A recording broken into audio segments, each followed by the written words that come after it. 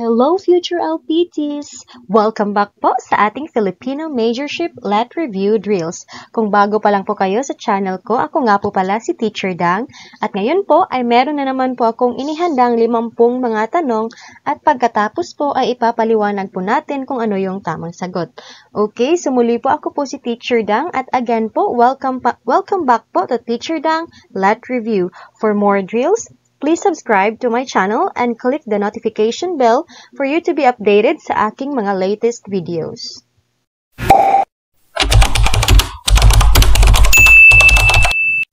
Alright, disclaimer lang po, all the information included in this presentation belongs to the rightful owners. No copyright infringement is intended, and this is for educational purposes only. Okay, so teachers, bagong araw na naman po at meron na naman po tayong bagong video na kailangan nating pag-aralan. Siguro po ito na po yung pang ika-300 na questions. I think more than 300 questions na po yung naibigay ko sa inyo. Sana po ay napanood niyo po yung lahat ng mga drills ko dahil malay po natin na may babalik po sa mga tanong na iyon. Kasi yung mga tanong na yun po ay mga previous board exam questions. Kaya sana po ay mapanood niyo po yung lahat kahit yung mga 10 items lang po. Hindi po natin alam na baka may lalabas po doon. Okay, so huwag na po natin tong patagalin pa teachers. Pakihanda na po ng inyong mga ballpen at papel dahil magsisimula na tayo. Para sa unang tanong. Sa pagtatalumpati, anong kumpas ng kamay ang nagpapahayag ng dakilang damdamin? A. Paiwa, B. Pagturo, C. Palad na nakataob, or letter D. Palad na nakataas.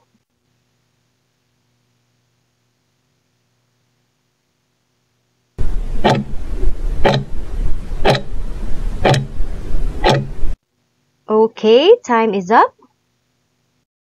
Ang tamang sagot ay letter D, palad na nakataas. Again, letter D, palad na nakataas. Kapag paiwa, yan po ay nangangahulugang pagtutol. Kapag pagturo naman po, pagturo or paturo, yan po ay nangangahulugan ng emphasis or pagtawag ng atensyon. Kapag palad na nakataob, yan po ay nangangahulugan pa rin ng pagtutol. Again, paiwa, pagtutol. Paturo, emphasis or nagtatawag ng atensyon. Kapag palad na nakataob, pagtutol pa rin po. At kapag nagpapahayag ng dakilang damdamin, yan po ang sagot natin sa tanong na ito. Yan po yung palad na nakataas. Okay, so I hope malinaw po tayo dito, teachers. Patuloy po tayo. Number 2. Bumulusong ang depensa ng Alaska sa Game 3 at 4 na sanhi ng pagkapanalo ng Talk Index. Anong salita mula sa pahayag ang nagsasaad o kakikitaan ng sports lingo? A. Game 3 at 4, B. Talk Index, C. Alaska, or letter D. Bumulusong.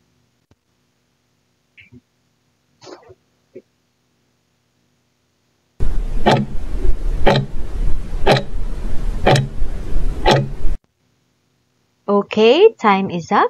So ano nga ba itong sports lingo? Kapag sasabihin nating sports lingo, teachers, di ba may tinatawag tayong mga jargon. Yung sports lingo po, kumbaga ito po yung mga termino or yung mga jargon terms na ginagamit lamang po sa mga sports na laro, katulad ng basketball, boxing. So, yan po ay may iba't ibang sports lingo. So, dito po sa tanong natin, ang sports lingo po dito ay ang letter D, bumulusong. Again, letter D, bumulusong. Nung una, teachers, akala ko din po na ang sagot dito is yung Game 3 at 4, yung Alaska, or yung Talk and Text. Ngunit, kinorek po ako ng aming lecturer noon. So, ang tamang sagot po natin dito ay bumulusong. Iba pang example ng sports lingo ay yung umarangkada. Yan po, sports lingo din yun. Yung depensa sana, kasali din po yan sa sports lingo. Ngunit, hindi po natin siya nakikita sa choices. Kaya, isagot po natin ang bumulusong. Again, sagot natin dito, letter D, bumulusong. Okay, patuloy po tayo. Number 3. Ang iyong guro ay nagpapahayag ng mga tiyak na detalye at pagkasunod-sunod ng mga pangyayari. Anong kasanayan ang kanyang ipinakita? A. Comprehension, B. Pagpapakahulugan, C. Literal, or letter D. Lahat ng nabanggit.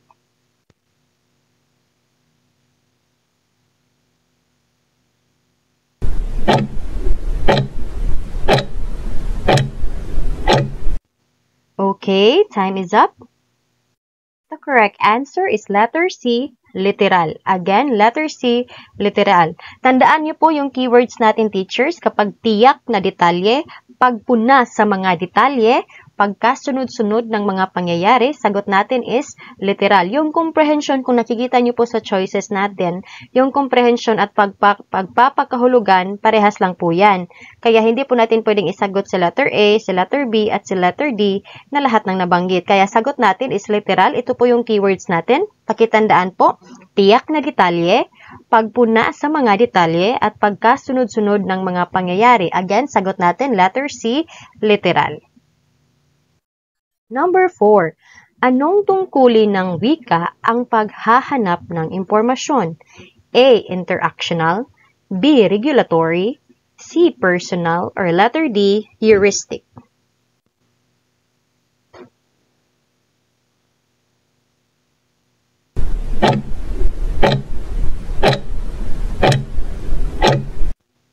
Okay, time is up.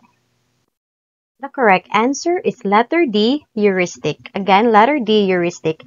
Yung keywords natin ay paghahanap ng impormasyon. Hindi pwede yung interactional kasi 'di ba yun yung sa kalagayang social. Pero yung regulatory naman is pagkontrol sa kilos o asal ng iba. Kapag personal naman, tungkulin ng wika kung saan ginagamit ito ng tao sa pagpapahayag ng kanyang sariling damdamin at emosyon. Kapag paghahanap ng impormasyon naman po, ito po yung heuristic. Ito po, ang heuristic po, ito po yung tell me why function ni Halliday. Kabilang po dito yung pakikipanayam, pagsasurvey, yan po. Yan po yung keywords natin kapag heuristic, paghahanap ng impormasyon. Again, heuristic, paghahanap ng impormasyon. Number 5, isalin ang fall in line. Isalin daw. Isalin ang fall in line. A, mahulog sa linya. B, pumila ng maayos. C, hulog sa linya. Or letter D, magpahulog ka.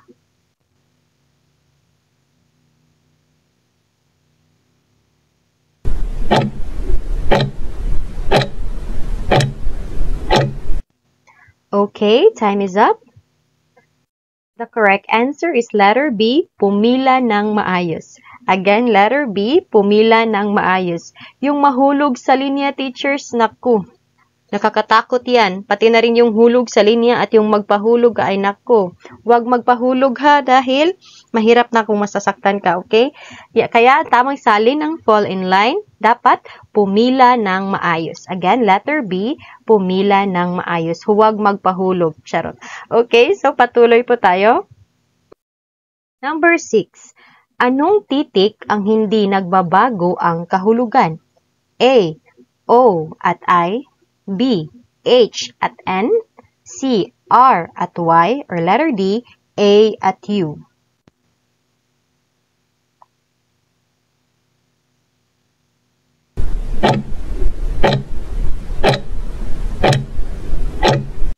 Okay, time is up.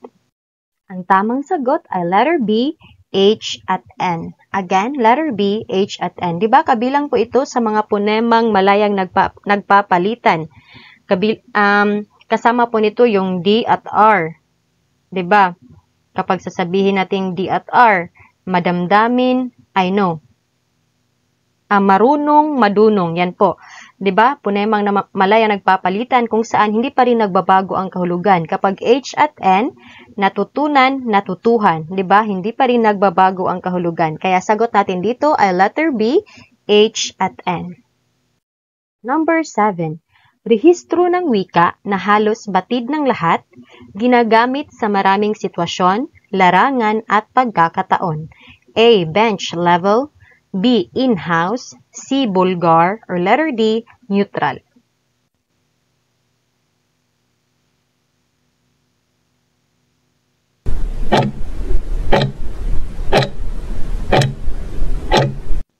Okay, time is up. Okay, so basahin natin muli yung tanong. Rehistro ng wika na halos batid ng lahat, ginagamit sa maraming sitwasyon, larangan at pagkakataon. So ano kaya ang mga keywords na magagamit natin dito upang makuha natin ang tamang sagot? So ang tamang sagot natin sa tanong na ito ay letter D, neutral. Again, letter D, neutral. Tingnan yung mga keywords natin. Halos batid ng lahat. Ginagamit sa maraming sitwasyon, larangan, at pagkakataon. Yan. Kaya po, sagot natin is neutral. Neutral or pambansa. Kaya, halos batid siya ng lahat. At ginagamit sa maraming sitwasyon, larangan, at pagkakataon. Again, sagot natin neutral. Ano ba itong bench level? Kapag sasabihin nating bench level teachers, ito po yung mga termino na ginagamit sa mga gadget. Again, bench level, mga termino na ginagamit sa gadget. Halimbawa, URL, iOS, yan. Yan po ay kabilang sa bench level. Kapag in-house naman po, ito po yung mga termino na ginagamit sa loob ng isang larangan o kumpanya. Kumbaga, jargon po siya. In-house, jargon po siya.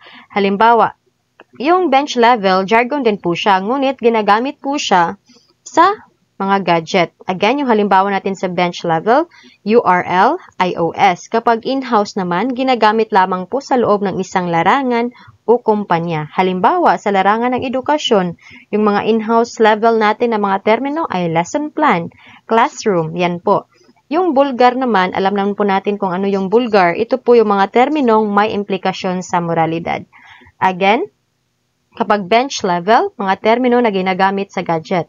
In-house, ginagamit lamang sa loob ng isang larangan o kumpanya. Bulgar, mga terminong may implikasyon sa moralidad. At kapag sasabihin nating neutral, neutral or pambansa. Ito yung mga terminong halos batid ng lahat, ginagamit sa maraming sitwasyon, larangan at pagkakataon. Okay, sana po ay malinaw po yung pagkakapaliwanag natin dito, teachers. So patuloy po tayo. Number 8. Sa pangungusap na ikaw rin ang maaawa kapag iniwan ka ng kuya, ang diptongo ay A. Ikaw, B. Maaawa, C. Iniwan, or letter D. Kuya.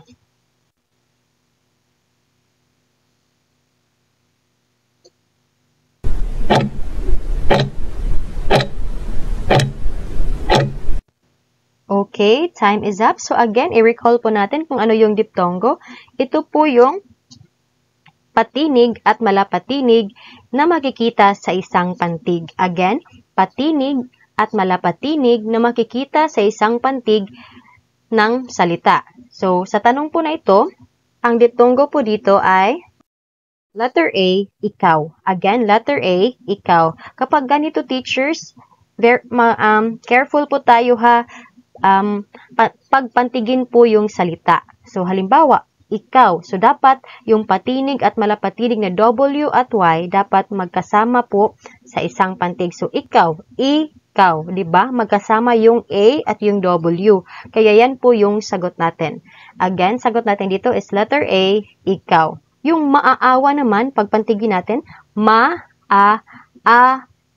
So, hindi po magkasama si letter A at si letter W. Dapat po magkasama po yung patinig at malapatinig sa isang pantig kung saan nauuna ang patinig at kasunod ang malapatinig na W or Y.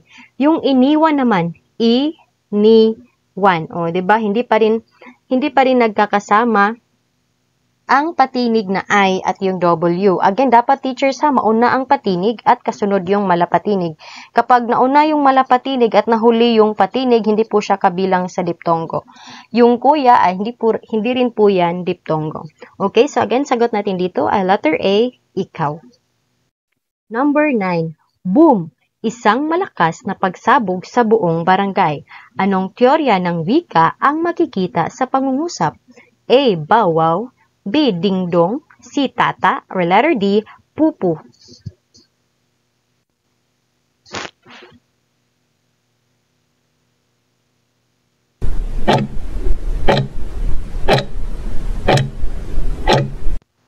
Okay, time is up. Ang tamang sagot ay letter B, dingdong. Again, letter B, dingdong. Boom. 'Di ba? Yung boom ay maaring sanhi ng bomba. Yung bomba, 'di ba? Isa yang bagay na likha ng tao. Kaya sagot natin is dingdong. Yung keywords natin kapag dingdong, ano nga ulit 'yon? 'Di ba? Yung mga bagay na likha ng tao. Kaya sagot natin is dingdong. Yung bawaw, mga tunog sa kalikasan. Yung tata, yung kumpas ng kamay. Kapag pupo naman, masisidhing damdamin. Kaya sagot natin dito is letter B, dingdong. Kung napapansin nyo teachers, may mga tanong talaga na pang Gen Ed. Ito po yung mahalaga sa majorship natin teachers. Kailangan po talaga, again, makinig po, kailangan po talaga na ma-master natin yung mga Gen Ed concepts bago po tayo dumako sa mga complicated na mga concepts. Kasi, iba po yung trend sa majorship natin. Marami pong lumalabas na mga tanong na mula sa Gen Ed questions. Katulad po nung last March 2023, sabi nung kaibigan ko, halos lahat mga Gen Ed questions yung lumabas sa majorship. Kaya mas mabuti nang i-master po muna yung mga Gen Ed concepts bago po dumako sa mga complicated na mga concepts. I mean, okay lang din na i-master yung unahing i-master yung mga complicated concepts o mas pagtuunan ng pansin yung mga complicated na concepts ng ating majorship. Ngunit, huwag din po natin kalimutan yung mga Gen Ed concepts natin. Okay, so sana po malinaw po yung pagkakasabi ko dito sa aking paliwanag po sa ating question number 9. So again po, sagot po natin dito is letter B, dingdong. Number 10. Sa pangungusap na si Big Boss ang gumawa ng transaksyon, kaya narito tayo ngayon. Ang cluster ay A. Gumawa, B. Transaction, C. Narito, or letter D. Ngayon.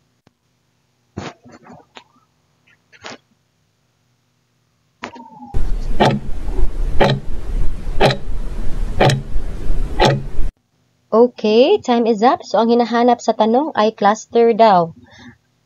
Okay, so ang tamang sagot natin dito ay letter B, transaction.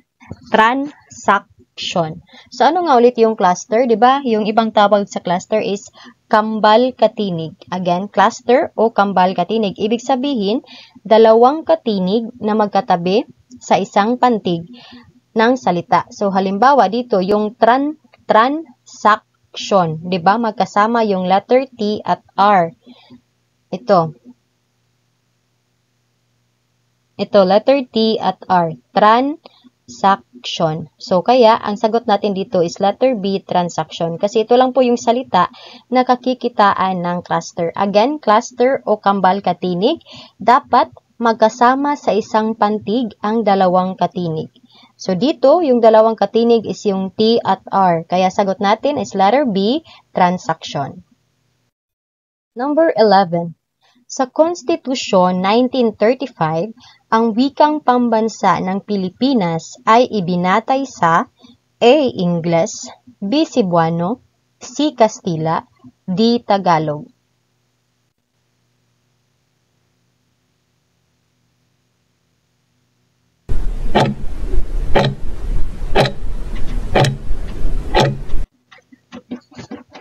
Okay, time is up. So, sa tanong po na ito, teachers, meron pong mali sa choices. Again, may mali sa choices. So, again, ganito po talaga sa board exam, teachers, meron po talagang pagkakamali. Kaya, kailangan po nating gawin yung best natin na intindihin yung tanong at tingnan po yung mga choices kung alin po doon ang dapat nating isagot. So, para po sa tanong na ito, ang sagot natin ay letter D, Tagalog. Again, letter D, Tagalog, kasi ito po yung pinakamalapit. Dapat po kasing sagot natin dito is sa mga umiiral na wika. Again, dapat sagot dito is mga umiiral na wika. Ngunit, wala pong ibang mas pinakamalapit. Ang pinakamalapit po ay ang letter D, Tagalog. Kasi yung Tagalog lang naman po talaga ang napili na gawing batayan ng ating wikang pambansa. Kaya sagot natin dito is letter D, Tagalog. Number 12. Ang wikang Filipino ay ibinatay sa iba't ibang A. Salita, B. Wikain, C. Tunog, or letter D. Syntax.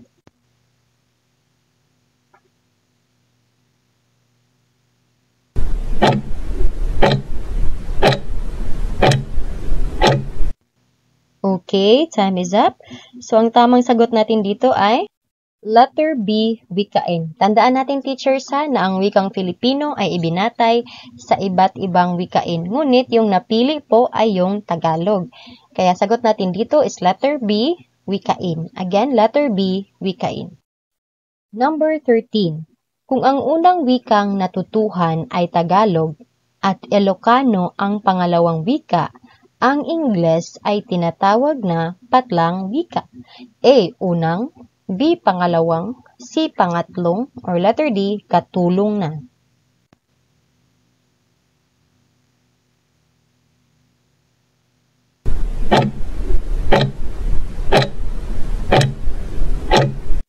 Okay, time is up. Ang tamang sagot ay letter B, pangalawang. Again, letter B, pangalawang. Alam niyo teachers, noon ang sagot ko rin dito is letter C, pangatlong. Again, sagot ko noon is pangatlong. Ngunit mali ako teachers. Ang dapat na sagot is letter B, pangalawang. Bakit? Kasi anumang wika na natutuhan natin maliban sa ating unang wika, yan po ay tatawagin pa rin na pangalawang wika. Again, anumang wika na natutuhan natin labas sa ating unang wika, yan pa rin po ay tatawaging pangalawang wika. Kaya sagot natin dito is letter B, pangalawang wika. Huwag nyo na pong ulitin yung pagkakamali ko teacher sa again. Sagot natin dito is pangalawang wika, hindi po pangatlong wika. Again, pangalawang wika. Number 14.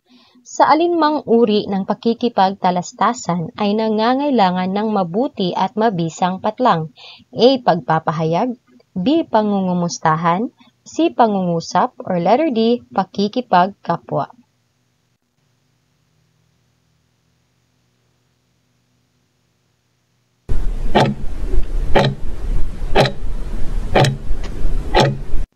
Okay, time is up. Ang tamang sagot ay letter A, pagpapahayag. So dapat kapag nakikipagtalastasan tayo, kailangan na mabuti at mabisa yung ating gagawing pagpapahayag upang hindi magkakaroon ng misunderstanding sa ating kausap. So 'di ba? Kailangan natin ng mabuti at mabisang pagpapahayag kapag tayo ay nakikipagtalastasan. Actually, pwede rin isagot itong lahat, yung pangungumustahan, pangungusap, pakikipagkapwa. Ngunit yung mas general at yung mas mahalaga talaga is yung letter A, pagpapahayag, mabuti at mabisang pagpapahayag upang maging malinaw yung mensahe na ating nais ipabatid. Okay, so again, sagot natin dito is letter A, pagpapahayag. Number 15. Ang pangungusap na pinatay ko ang puno ay isang uri ng pangungusap na A. Naglalarawan, B. Matalinghaga, C. May masidhing damdamin, or letter D. May dalawang kahulugan.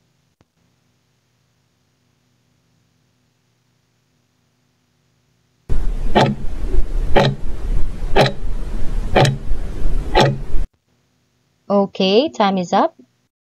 The correct answer is letter D. May dalawang kahulugan. Again, letter D, may dalawang kahulugan. Diba, pinatay ko ang puno. Pwedeng literal na pinatay o pinutol yung puno. So, literal siya. Pwede rin na pinatay ko ang puno, hindi puno na tree, kundi puno na leader. Again, pinatay ko ang puno na tree, literal siya.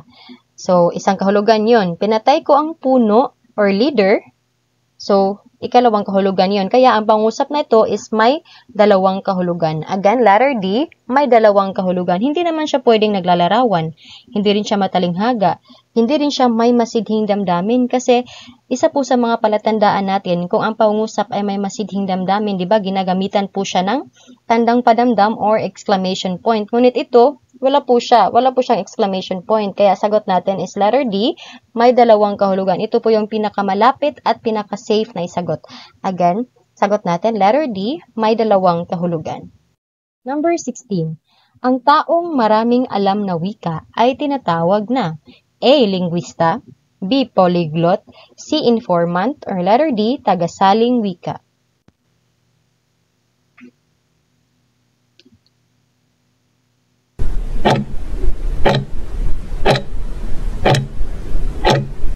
Okay, time is up. Ang tamang sagot ay letter B, polyglot. Again, letter B, polyglot. Kapag maraming alam na wika, sagot natin polyglot. Katulad na Rizal. Si Rizal po ay isang polyglot kasi marami siyang alam na wika. Ano ba ang kaibahan ng linguista at polyglot? Kapag sasabihin nating linguista, teachers, ibang katawagan po nito ay dalubwika. Again, ibang katawagan ng linguista, dalubwika. Kapag sasabihing linguista, ang isang tao ay dalubhasa sa wika. Again, ulitin ko, kapag linguista or dalubwika, ang isang tao ay dalubhasa sa wika, ngunit hindi kinakailangan na marami siyang alam na wika. Again, kapag linguista, dalubhasa sa wika, ngunit hindi nangangailangan or hindi nangangahulugan na marami siyang alam na wika. Kapag polyglot naman, marami siyang alam na wika, ngunit hindi siya kailangang dalubhasa sa isang wika. Again, baliktad ha. Kapag linguista, dalubhasa sa wika at hindi nangangahulugan na maraming alam na wika. Kapag polyglot naman, hindi dalubhasa sa wika, ngunit maraming alam na wika. Yan po yung kaibahan ng linguista at polyglot. I hope malinaw po yung teachers. Patuloy po tayo. Number 17. Para makabuo ng isang mabisang pangungusap ay kakailanganin ang A. Kaisahan, B. Kakipilan, C. Pagbibigay diin, or letter D. Lahat ng sagot.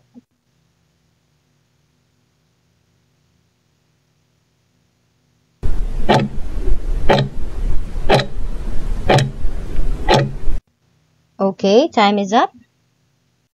Ang tamang sagot ay letter D, lahat ng sagot. Bakit? Mabisang pangusap kasi yung pinag-uusapan sa tanong. Kaya mahalaga yung may kaisahan, mahalaga yung may kakipilan or maikli or concise, di ba? Pagbibigay diin, kailangan na may emphasis talaga sa ating pangusap upang maging mabisa. Mas dapat maging malinaw kung ano yung binibigyan natin ng emphasis. Kaya sagot natin is letter D, lahat ng sagot. Again, letter D, lahat ng sagot. Number 18. Ang komunikasyon ay prosesong A. Transactional, B. Imahinatibo, C. Panliteratura, or letter D. Korespondensya.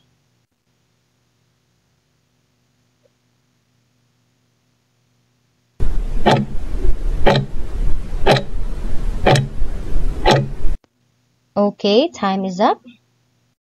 Ang tamang sagot ay letter A, transactional. Again, letter A, transactional. Ulitin ko, ang komunikasyon ay prosesong transactional. Transactional sa teachers, di ba, may nagaganap na palitan ng impormasyon. Kaya transactional po siya. Ang komunikasyon ay prosesong transactional or yung two-way process. Okay, so sagot natin, letter A, transactional. Number 19. Ang P, B at M ay A. Palabi, B. Pangipin, C. Pangalangala, or letter D. Panglutal.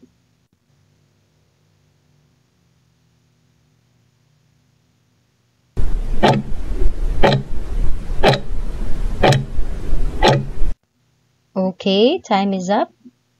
So, ang tanong na ito, teachers, ay napakadaling sagutin. Kailangan mo lang talagang bigkasin yung mga titik na ibinigay. Halimbawa, P, D, B, at So, sagot natin dito ay letter A, palabi. Diba? Palabi po ang letter P, B, at M. Again, letter A, palabi. Number 20. Ang spelling o palabaybayan ay lalong kilala sa tawag na A. Gramatika, B. Ortografiya, C. Cognates, or letter D. Syntax.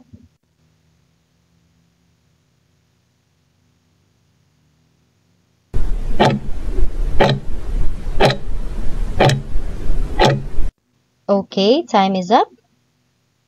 Ang tamang sagot ay letter B, ortografiya. Again, ang tamang sagot ay letter B, ortografiya.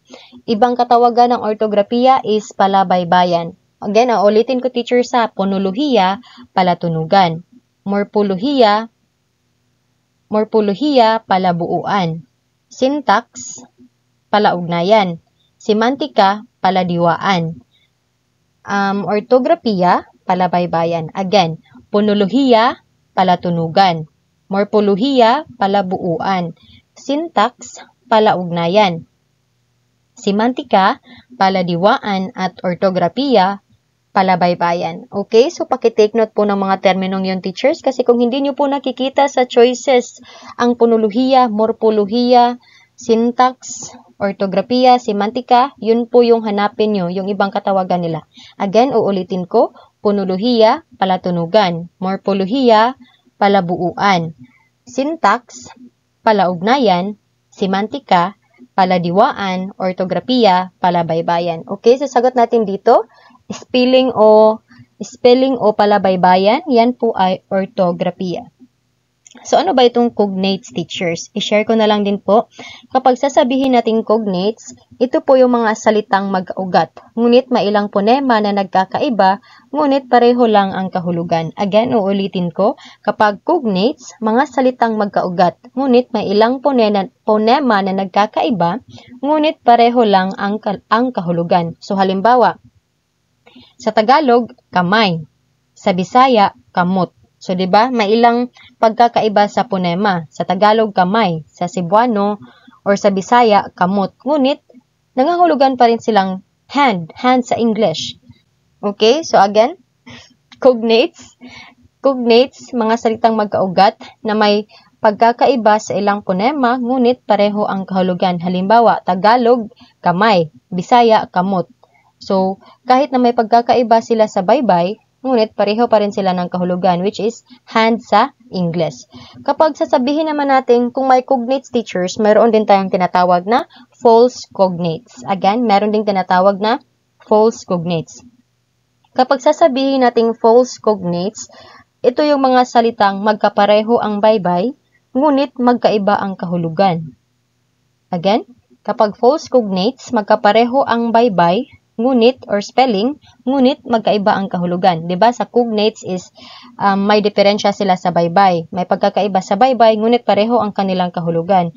Ngunit sa false cognates, pareho ang baybay, ngunit magkakaiba ang kahulugan. Halimbawa, sa Tagalog na langgam, sa English yan po ay ant. Again, sa Tagalog na langgam, sa English ay ant. Sa Bisaya naman na langgam, sa English yan po ay bird. Yan po ay halimbawa ng false cognates. Again, uulitin ko.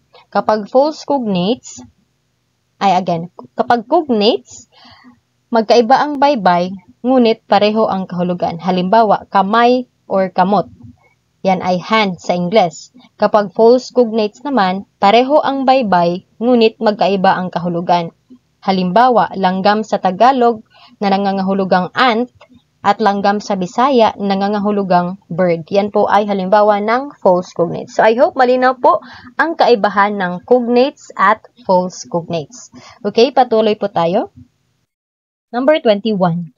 Ang morpolohiya ay makaagham na pag-aaral ng A. Tunog, B. Unit ng salita, C. Pagbaybay, or letter D. Pangungusap.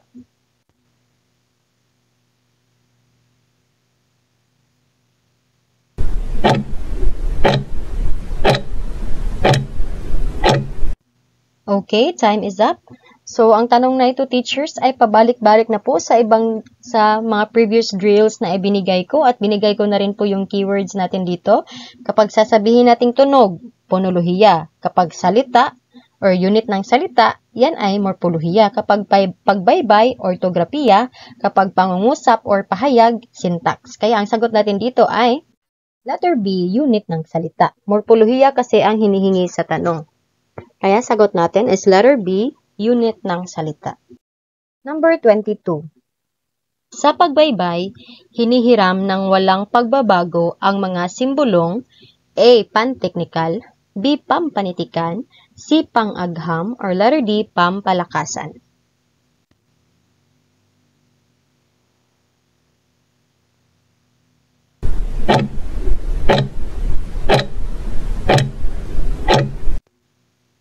Okay, time is up.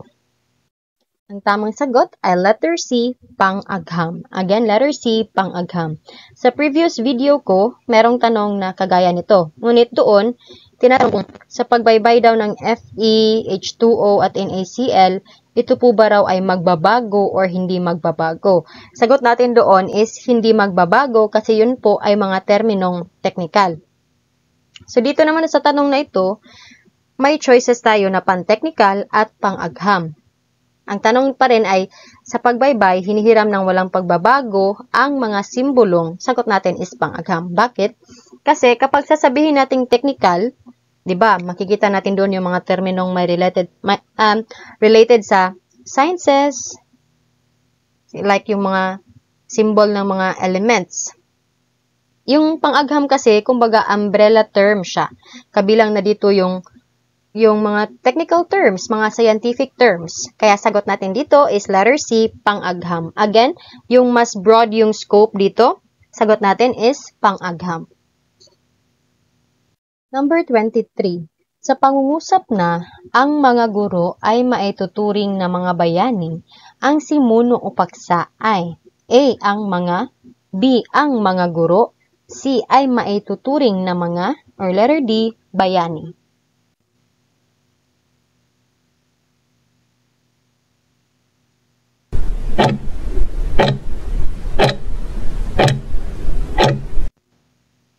Okay, time is up.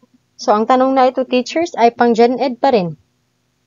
Diba, may ibinigay na ako sa inyo ng mga palatandaan ng paksa sa previous video ko. So, ano nga ulit yung mga palatandaan natin? Ang mga, si, sina, ako, sila, ikaw, kami, tayo. So, yan po yung mga palatandaan natin ng paksa.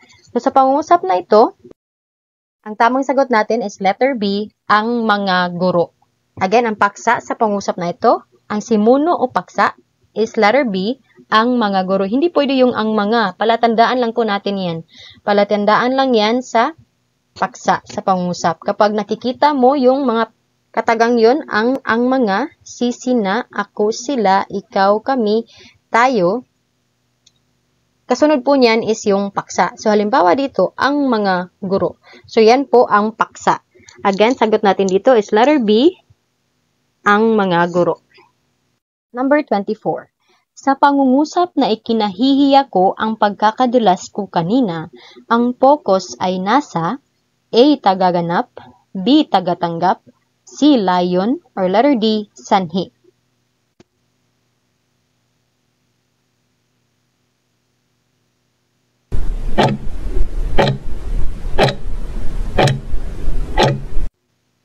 Okay, time is up. Ang tamang sagot ay letter D, sanhi. Ito po ay focus sa sanhi. Bakit? Tingnan natin yung pangungusap. Ikinahihiya ko ang pagkakadulas ko kanina. Ano nga ulit yung mga palatandaan natin sa paksa? Ang. May ang dito sa pangungusap. Ang. Ang kasunod ng ang is pagkakadulas. Ang pagkakadulas ko kanina. Question. Yan ba ay tao? Hindi. Kaya hindi na pwede ang tagaganap. Yan ba ay tao? Hindi. Kaya hindi rin pwede ang tagatanggap. Layon ba yan? Isasagot natin yung focus sa layon.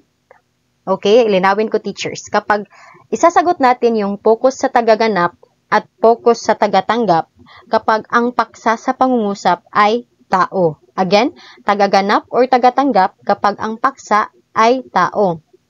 Focus sa layon naman at focus sa kagamitan kapag ang paksa ay bagay. Again, focus sa layon o focus sa kagamitan kapag ang paksa ay bagay. Dito, teacher, sa pangusap natin, ang sagot natin ay focus sa sanhi. Kasi kung titingnan natin sa mga choices, ang paksa is hindi tao, kaya X na sa letter A at letter B. Hindi rin siya bagay, kaya X na sa letter C. Kaya sagot natin is sanhi. Kasi kung titingnan natin, ano ba yung, di ba, ang paksa is ang pagkakadulas ko kanina. So, ano ba yung ikinahihiya niya? Idi yung pagkakadulas niya kanina. Yan po yung dahilan. Again, yung pagkakadulas niya kanina ang dahilan kung bakit siya nahihiya. Okay, so sagot natin dito is letter D, sanhi. Uulitin ko, teachers. Isagot ang focus sa tagaganap at focus sa tagatanggap kapag ang paksa sa pangungusap ay tao. Focus sa layon at focus sa kagamitan kapag ang paksa ay bagay. Okay, so I hope malinaw tayo doon, teachers. Again, sagot natin dito is letter D, sanhi. Number 25. Ang namin ay panghalip na A. Paari, B. Paukol, C. Pamatlig, or letter D. Palagyo.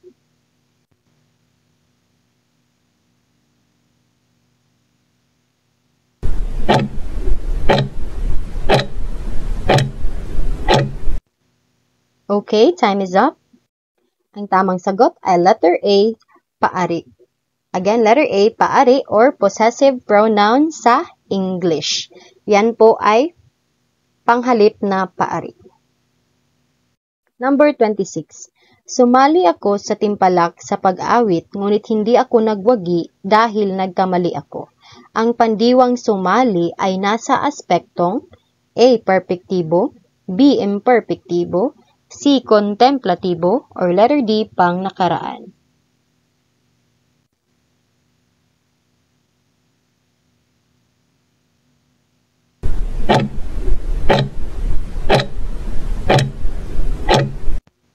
Okay, time is up.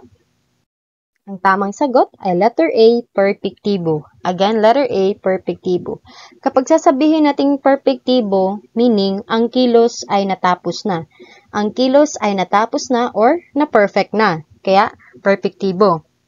Kapag sasabihin nating imperpektibo, again, kapag imperpektibo, meaning ang kilos ay kasalukuyan palang ginagawa. Again, ang kilos ay kasalukuyan palang ginagawa, yan po ay imperpektibo.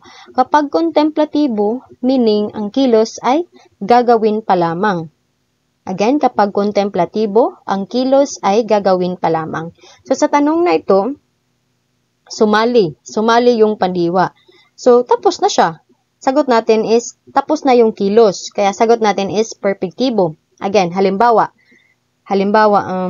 kumain, yan po ay perpektibo. Kumakain, imperpektibo. Kakain, kontemplatibo.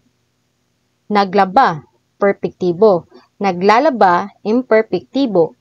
Maglalaba, kontemplatibo. So, yan po teachers, yan po yung tandaan natin. Kapag perpektibo, tapos na ang kilos. Kapag imperpektibo, kasalukuyan pang ginagawa ang kilos. Kapag kontemplatibo, gagawin pa lamang ang kilos. Kaya sagot natin dito, sumali, yan po ay nasa aspektong perpektibo. Number 27. Ang Akademya ng Wikang Tagalog ay naganap noong panahon ng A. Kastila, B. Hapon, C. Amerikano, or letter D. Aktibismo or bagong lipunan.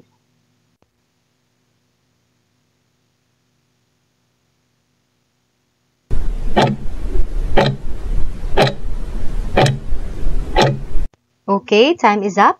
So, yung tanong na ito, teachers, bumalik na ito sa mga previous drills na ibinigay ko sa inyo. Kung napanood nyo yung mga unang videos ko, masasagutan nyo po yung tanong na ito. Okay, so, ang sagot natin dito is letter C, Amerikano. Again, letter C, Amerikano. Actually, teachers, sa Filipino, wala po talaga tayong tinatawag na Akademya ng Wikang Tagalog. Again, uulitin ko, wala tayong tinatawag na Akademya ng Wikang Tagalog. Pero, meron tayong tinatawag na Kapulungan ng Wikang Tagalog, Kasamahan ng Mananagalog, Akademya ng Wikang Pilipino, hindi Wikang Tagalog, kundi Akademya ng Wikang Pilipino, Suliranin ng Wika, at Kapulungang Balagtasyana. Yan po yung meron natin sa Filipino. At ang lahat po ng yon ay naganap sa panahon ng Amerikano. Ngunit sa tanong na ito, ang hinihingi ay Akademya ng Wikang Tagalog. Ngunit wala tayo niyan. Meron lang tayo is Akademya ng Wikang Pilipino at yan po ay naganap sa panahon ng Amerikano. Kaya ang pinakamalapit po na isagot natin dito is letter C, Amerikano. Again, letter C, Amerikano. Number 28. Ang Dekalogo ay sinulat ni A. Emilio Jacinto, B. Apolinario Mabini, C. Jose Rizal, or letter D. Andres Bonifacio.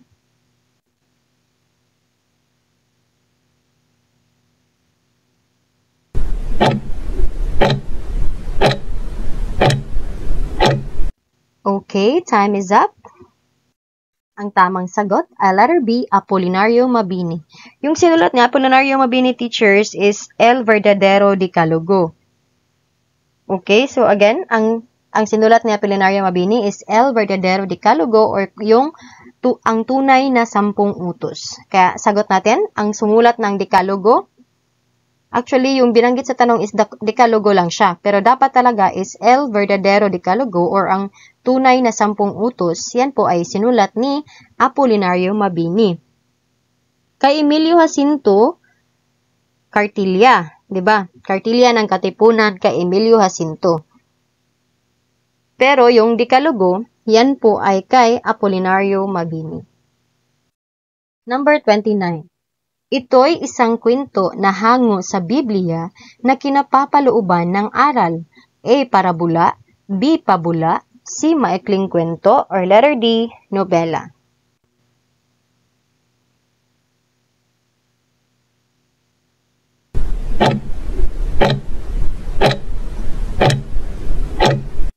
Okay, time is up.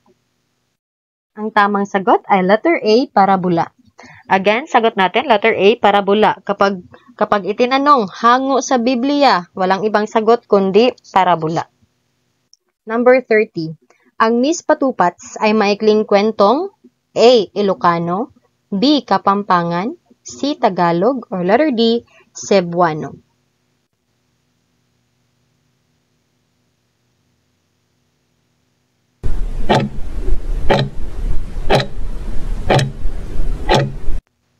Okay, time is up. Ang tamang sagot ay letter B, Kapampangan. Again, letter B, Kapampangan. Bakit? Sino ba ang sumulat ng Miss Patupats? Diba si Jose Crisostomo Soto. Again, ang sumulat ng Miss Patupats ay si Jose Crisostomo Soto. Diba kilala si Jose Crisostomo Soto bilang ama ng panitikang Kapampangan? Kaya sagot natin dito is letter B. Ang Miss Patupats ay isang maikling kwentong Kapampangan. Number 31. Ang isang akdang na naluktok sa buong daigdig ay ang A. Mahabharata, B. Hamlet, C. Mi Ultimo Adios, or letter D. The Old Man and the Sea.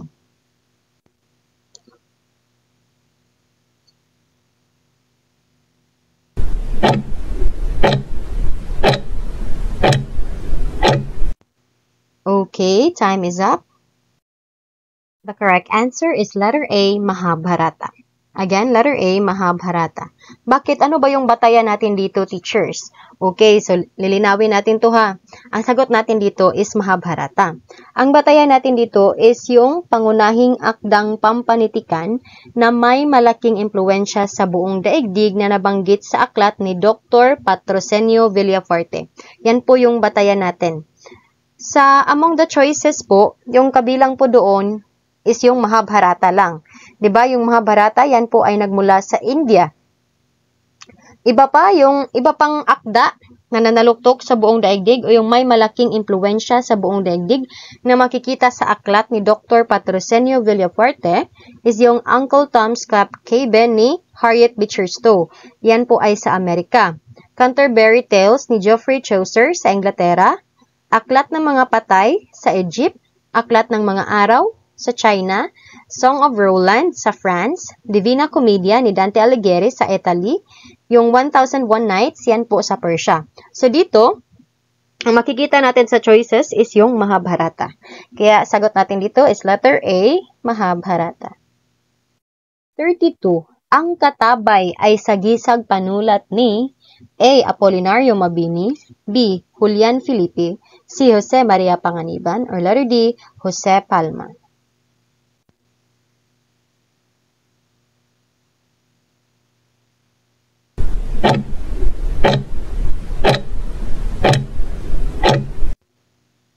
Okay, time is up. So, sino nga ba ang katabay na ito? Sino nga ba siya? Sasagot natin is Apolinario Mabini. Pakidagdag po sa inyong notes ng mga sagisag panulat. Apolinario Mabini, sagisag panulat po niya ang katabay. Kilala rin po siya bilang dakilang lumpo at siya rin po ang utak ng himagsikan. Teachers, huwag malito ha. Kapag sasabihing utak ng himagsikan, Apolinario Mabini. Kapag utak ng katipunan, yan po ay si Emilio Jacinto. Okay, pakitake note po yun. So dito, idagdag po sa notes nyo sa sagisag panulat kapag katabay, dakilang lumpo, kilala rin siya sa tawag na utak ng himagsikan. Yan po ay si Apolinario Mabini. Again, Apolinario Mabini. Number 33. Ang napabayaan ang pagsasaka dahil sa sapilitang paggawa ay matutunghayan sa A. Hinggil sa katamaran ng mga Pilipino. B. No limitangere. C. El filibusterismo. Or letter D. Ang kapulungan ng mga bathala.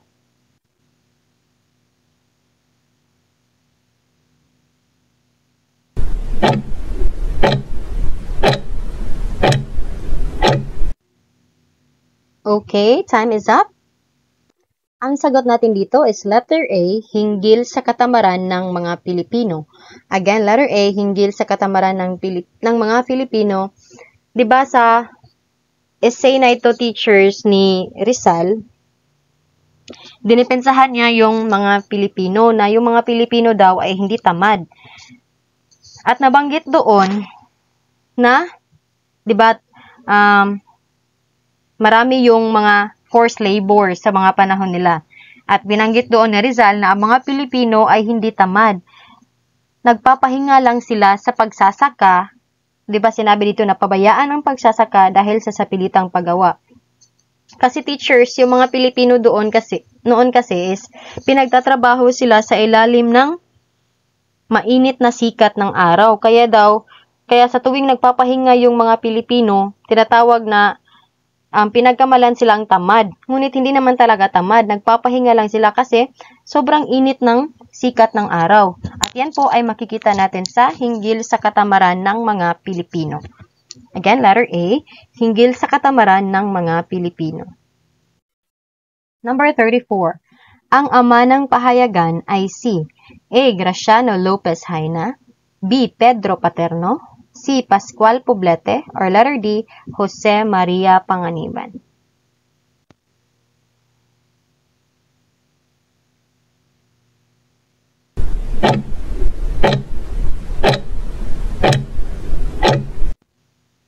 Okay, time is up.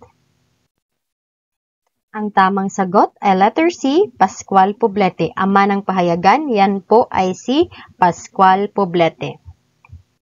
Number 35. Kung may balagtasan sa Tagalog at krisotan sa Kapampangan, sa Ilocano ay may A. Yaw-yawenan, B. Lamangan, C. Bokanigan, or letter D. Binggitan.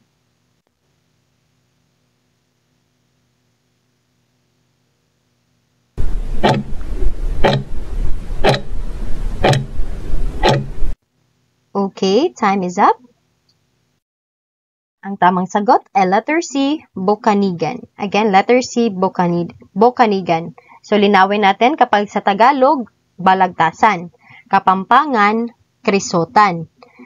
Kapag sa Ilocano, Bokanigan. Sagot natin dito is letter C, Bokanigan. Number 36.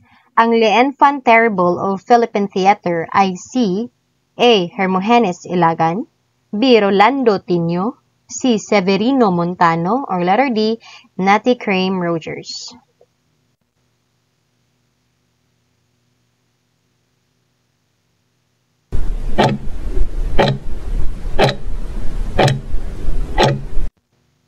Okay, time is up.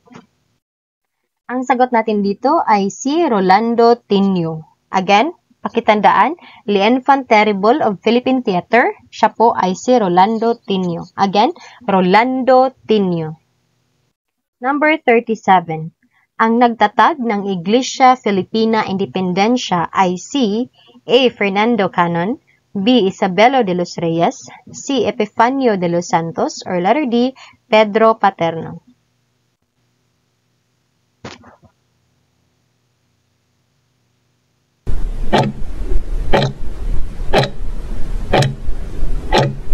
Okay, time is up. So, ang tanong na ito, teachers, ay bumalik na rin. Bumalik na ito nabanggit ko na rin ito sa mga previous drills ko. So, ang sagot natin dito is letter B, Isabelo de los Reyes. So, I hope natama nyo po yung sagot niyo, teachers, kasi, again, bumalik na po ang tanong na ito. So, again, ang nagtatag ng Iglesia Filipina Independencia, siya po ay si Isabelo de los Reyes. Hindi po si Aglipay. Kasi si Aglipay po, siya po yung first president. Again, kapag first president ng Iglesia Filipina Independencia, si Aglipay po yun. Kapag nagtatag naman, yan po ay si Isabelo de los Reyes. At diba si Isabelo de los Reyes ay kilala rin siya bilang ama ng mga manggagawa. Kapag ama ng manggagawa, Isabelo de los Reyes. Makata ng manggagawa, Amado V. Hernandez. Number 38. Ang tinawag na reyna ng vaudeville ay si A. Rustica Carpio, B. Zenaida Amador, C. Atang de la Rama, or letter D. Cathy de la Cruz.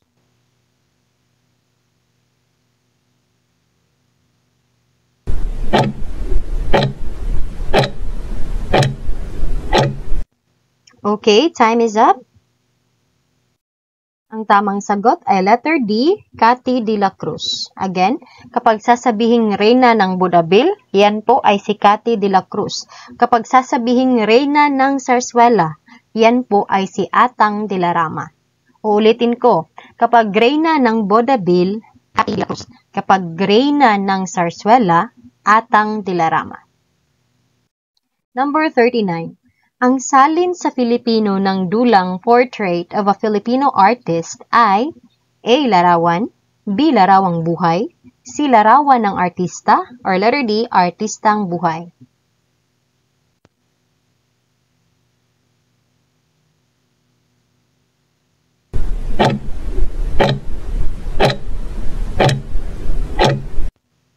Okay, time is up. So, yung Portrait of a Filipino Artist Teachers, yan po yung title sa English ang lumikha po nito ay si Nick Joaquin. Pero, sa Filipino, yan po ay larawan. Actually, ang tama po talaga is ang larawan. Ngunit ang pinakamalapit sa choices is letter A, larawan. Hindi po siya larawang buhay, hindi larawan ng artista, at hindi rin po artistang buhay. Again, pakitandaan, ang salin sa Filipino ng dulang Portrait of a Filipino Artist ni Nick Joaquin ay letter A, larawan or ang larawan. Number 40. Ang tulang Panata sa Kalayaan ay isa sa mga tula sa librong A. Puso't Diwa, B. Parnasong Tagalog, C. Damdamin, or letter D. Isang Dipang Langit.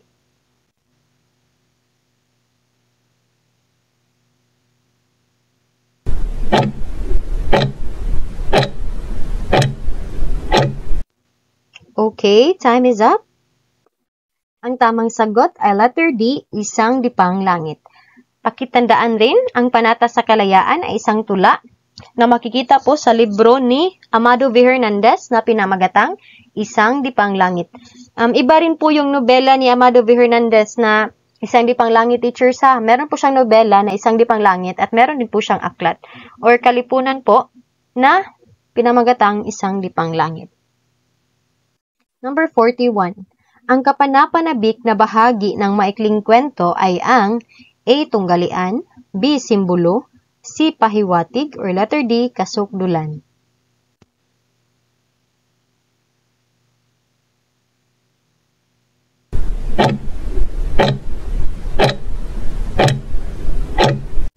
Okay, time is up. Ang tamang sagot ay letter D. Kasukdulan or climax sa English. Again, kapanapanabik na bahagi, yan po ay kasukdulan or climax. Number 42. Ang La India Elegante y El Negreto Amante ni Balagtas ay isang uri ng A. Sainete, B. Corrido, C. Duplo, or letter D. Awit.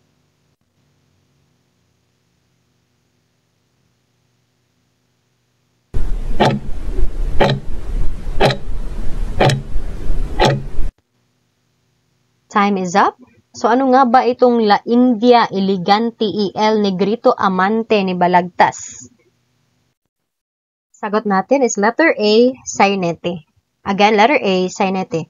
Ang La India Elegante y El Negrito Amante ni Balagtas teachers, yan po ay tungkol sa isang negreto na nagdamit Amerikano para akalain ng mga tao na isa siyang Amerikano at upang ibigin din siya ng mga dalaga. 'Di ba? Nakakatawa po yung katauhan ng negrito. Kaya yan po ay isang sainete. Again, ang La India Elegante y El Negrito Amante ni Balagtas ay isa pong sainete.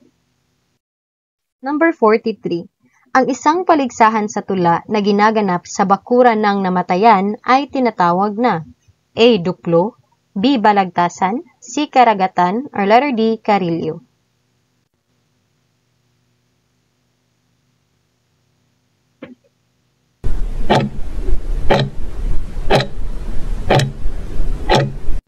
Okay, time is up. Ang tamang sagot ay letter A, duplo. Again, ginaganap sa bakuran ng namatayan, yan po ay duplo.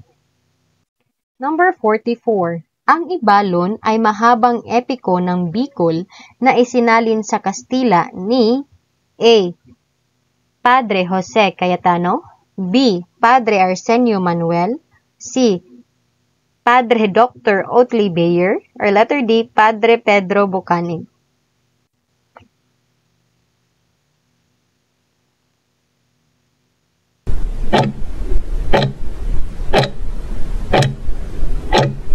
Okay, time is up. Ang tamang sagot ay letter A, Padre Jose Cayetano. Actually, teachers, hindi po yan Jose Cayetano, kundi dapat po Jose Castaño. Ang Ibalon po, teachers, yan po ay isinalaysay ni Kadugnog. Again, ang Ibalon ay isinalaysay ni Kadugnog gamit ang wikang Bicolano. Kanino niya ito isinalaysay? Isinalaysay po niya ito kay Padre Jose Castaño. At si Padre Jose Castaño po, siya po yung nagsalin ng Ibalon sa Kastila. Kaya sagot natin dito is letter A, Padre Jose Cayetano, kasi walang Jose Castaño, baka na-typo lang. Yung pinakamalapit is letter A, Jose Cayetano. Number 45. Ang makata ng manggagawa ay C. Nabanggit ko na ito kanina. Ang makata ng manggagawa ay C. A. Jose Corazon de Jesus, B. Amado V. Hernandez, C. Julian Cruz Balmaceda, or letter D. Lope K. Santos.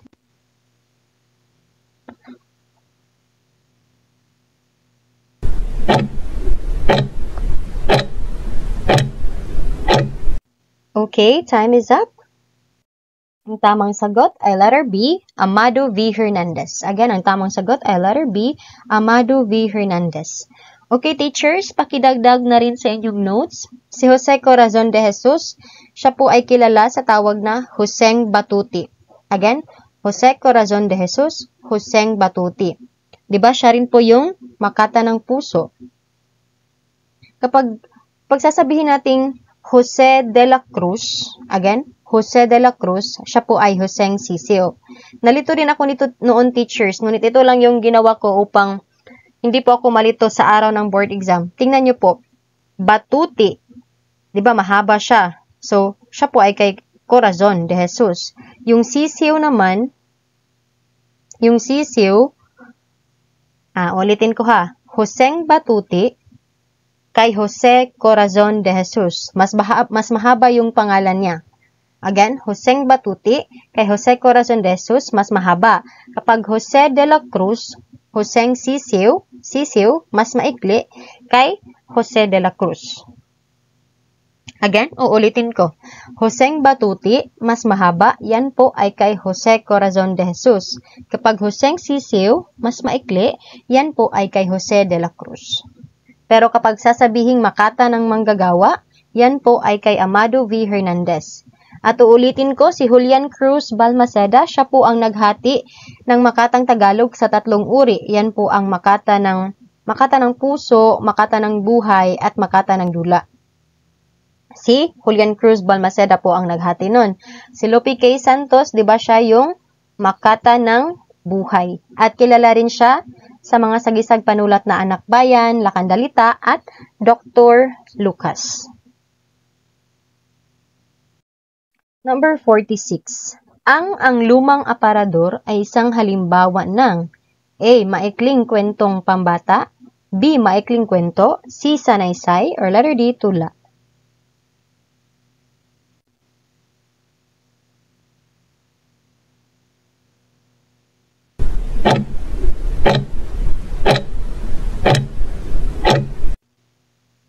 Okay, time is up. So, ang lumang aparador, teachers, siya po ay isang maikling kwentong pambata. Ito po ay akda po siya ni Genaro R. Guho Cruz. Again, ang may akda po ng ang lumang aparador ay si Genaro R. Guho Cruz.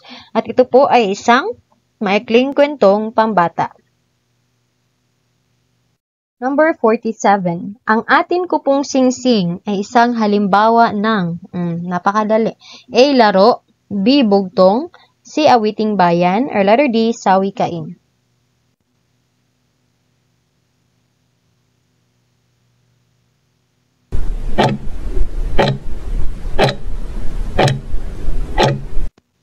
Alright, time is up. Ang atin ko pong singsing ay isa pong awiting bayan ng mga Kapampangan. Again, atin ko pong singsing, yan po ay isang awiting bayan ng mga Kapampangan. Number 48. Naiiba ang maikling kwento dahil sa taglay nitong A. Dialogo, B. Simbolo, C. Kakintalan, or letter D. Tunggalian.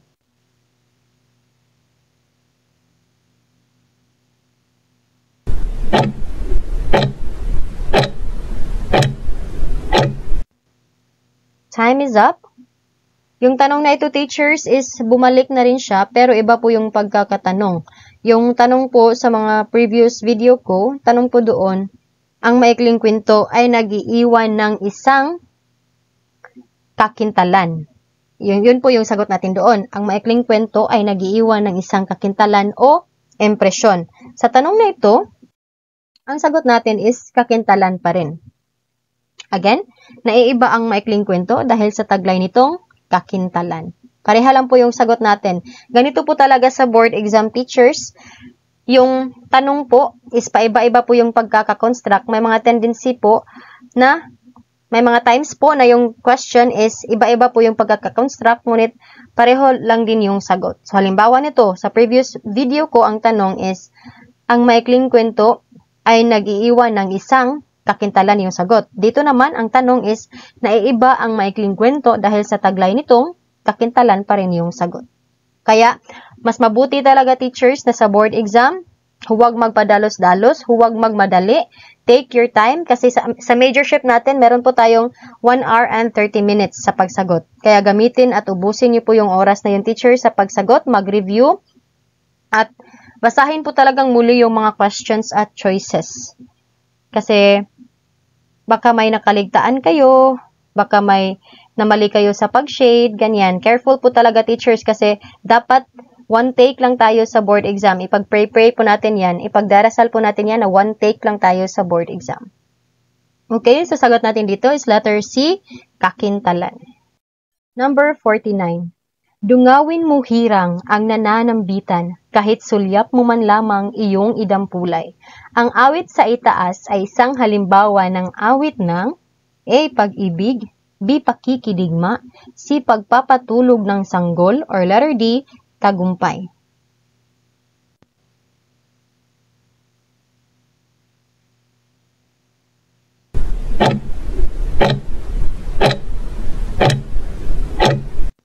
Okay, time is up. Ang sagot natin is letter A, pag-ibig. So, ang awit sa itaas, teachers, yan po ay isang halimbawa ng awit ng pag-ibig.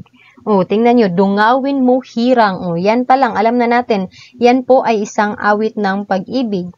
Dungawin mo hirang ang nananambitan kahit sulyap mo man lamang iyong idampulay. Yan po ay isang halimbawa ng awit ng pag-ibig. Number 50. Sa matay dilim at hindi paliwanag ang tumatabing. Anong uri ito ng tula?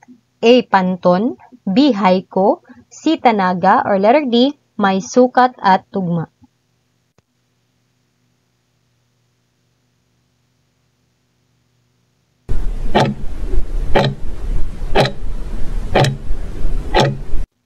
Alright, time is up at nandito na pala tayo sa last number natin, teachers. Number 50 na pala tayo. Okay, so ano nga ba ang sagot natin dito? Yan po ay isang haiku. 'Di ba? Ang haiku ay may sukat na 575 or a total of 17 syllables. At mayroon po siyang 3 lines or 3 taludtod. So yung ibinagay po na halimbawa, yan po ay may 3 taludtod at bilangin po natin yung pantig sa bawat taludtod. Unang taludtod, sa matay dilim. 5 pantig. Ikalawang taludtod. Okay, wait muna. Sa ikalawang taludtod, at hindi pa liwanag. So, may 7 pantig. Sa last taludtod naman, ang tumatabing may 5 taludtod. So, yung pantig niya is 5, 7, 5 at may 3 taludtod. So, yan po ay isang haiku. Again, sagot natin dito is haiku.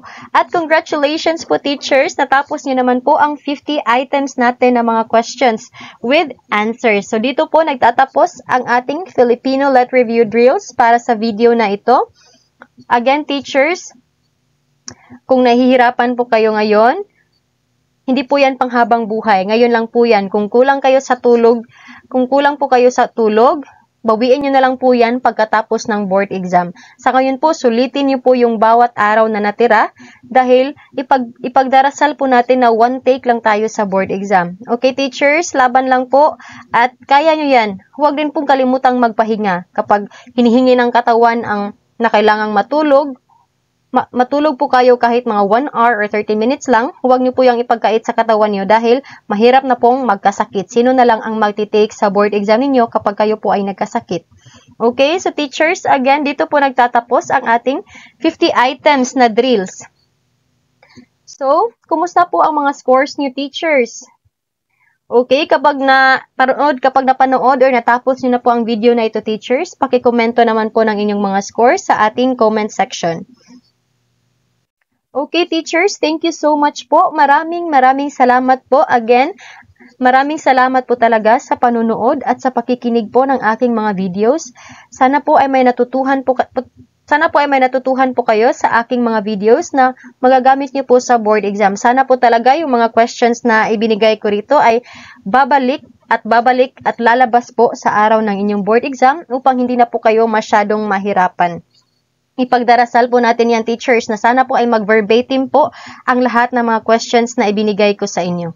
Okay, so muli po, teachers, thank you so much po at laban future LPTs. Dahil kung kinaya ko, walang imposible, nakakayanin nyo rin yan. Laban lang po. Again, mag-aral at magdasal.